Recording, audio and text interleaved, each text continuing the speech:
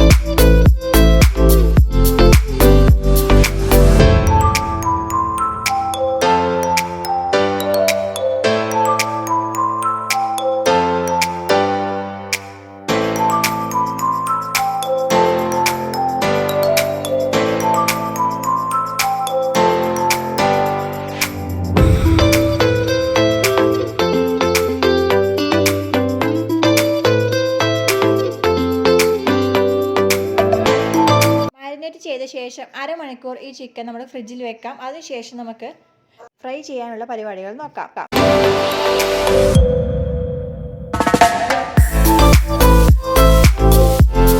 അപ്പോൾ മാരിനേറ്റ് ചെയ്ത chicken dip ചെയ്യുന്നതിന് ആവശ്യമായ മൈദപ്പൊടി ഒരു പാത്രത്തിലെടുക്കാം. അതുപോലെ തന്നെ ബാറ്റർ ആക്കാൻ ആവശ്യമുള്ള മൈദപ്പൊടി മറ്റൊരു പാത്രത്തിലെടുക്കാം. ആവശ്യത്തിന് ഉപ്പും കുരുമുളകും മല്ലിപ്പൊടിയും ഇട്ട ശേഷം നമ്മളിതിനെ റെഡിയാക്കി സെറ്റ് ചെയ്ത് വെക്കാം. അപ്പോൾ ഒരു പാത്രത്തിലുള്ളത് നമ്മൾ ബാറ്ററാക്കി വെള്ളം ഒഴിച്ച് മാറ്റി വെക്കാം.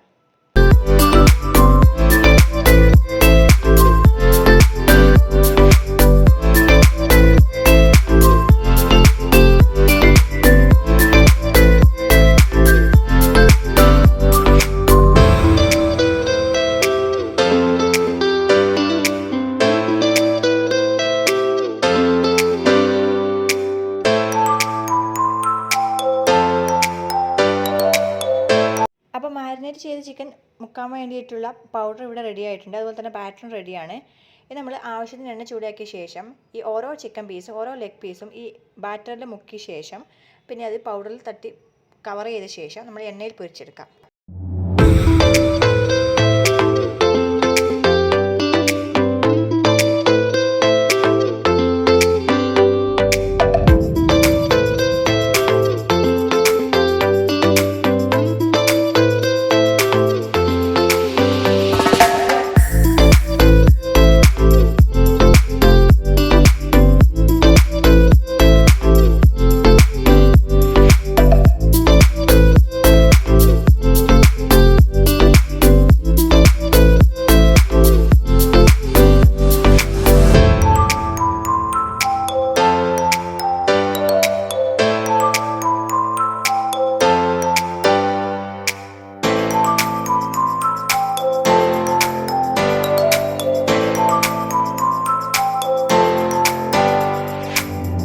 ഓരോ ലെഗ് പീസും ഇതേപോലെ നന്നായിട്ട് ഫ്രൈ ചെയ്തെടുക്കണം.